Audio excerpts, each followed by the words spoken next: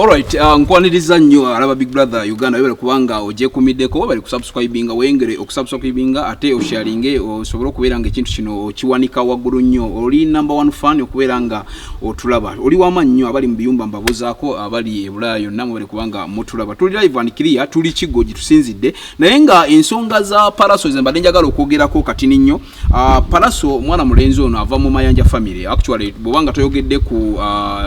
Chameleon oba Joseph Mayanja kiba kitegeeza nti ate Palaso obosobola okubanga omwerabira naye bw'oyogera ku Joseph Mayanja kitegeeza oba otegeeza Palaso yali yeyita Lizard mpozi emyaka gitambuddemu omuyayo ono yamala emyaka egiwerako nga ali mu America n'agenda n'ayimba n'abeera nga kitone kya kitambulize eyo mpola eyo nno gye yakyusa erinnya kuba yali Lizard before era twali tumumanyi nnyo ng'omusajja ow'amaanyi wano ng'ayitibwa Lizard. By the way erinnya Lizard yali w'amaanyi nnyo ng'asingako ku mwana mulenzi Wizo Manizo kubanga bana bagayi bavudde emabega nga bayimba bona family yonna nyimbi mwe mwalina omugenzi AK47 naye nga yali ayimbira ddala yava emabegaawo ng'asinga Wizo Manizo bwe yagenda mu America n'akyusa erinnya ne ye rebrandinga n'ajja n'afuuka Palaso ng'omuyimbi so nga tumumanyi nga Lizard agenda okoma wano nga ye Palaso naye Palaso nyizo di kugiramuko katini nnyo wejje bwava nti yali mu America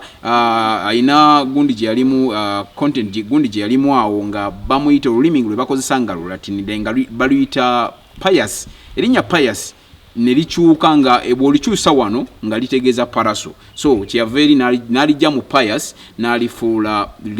Palaso kubanga Pius lyerinnya lye Pius Mayanja so we bali kubanga ogiraba ensonga za Palaso yabadde South Africa ne nasindika nakola akavidiyo akatonotono nga akubiriza ayagala bafans be basobola okubeera nga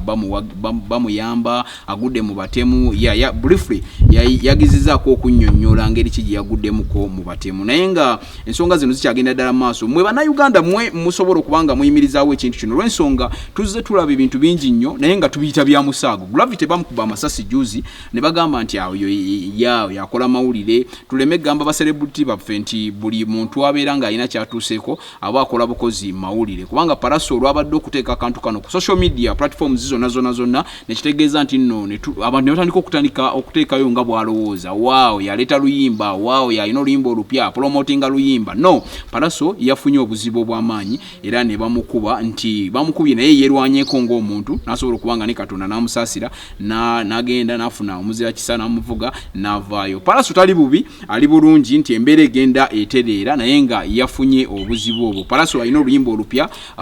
baluyita Jukira ne aluyimbe ne Ripazo Runabe nga baluyita Jukira naye tekitegeeza nti yabadde promotinga luyimba no ekizibu kyamutuukiddeko ddala kubanga best information eva eri South Africa omusasi waffe atugamba nti Palaso ekituufu bamulumbye naye nti enamba gy'ataategedde mu kutya okungi ennyo n'agamba abantu babadde nga 10 abamulumbye ne bamukubamu n'agezaako obukira emmotoka ate oluggi ne luvaako ekinyolo nesobola okuba yagenza okugira bw'ati n'afuna engeri gy'addukamu ne yeetaasa abazigu naye nno ngenda mufuna Palaso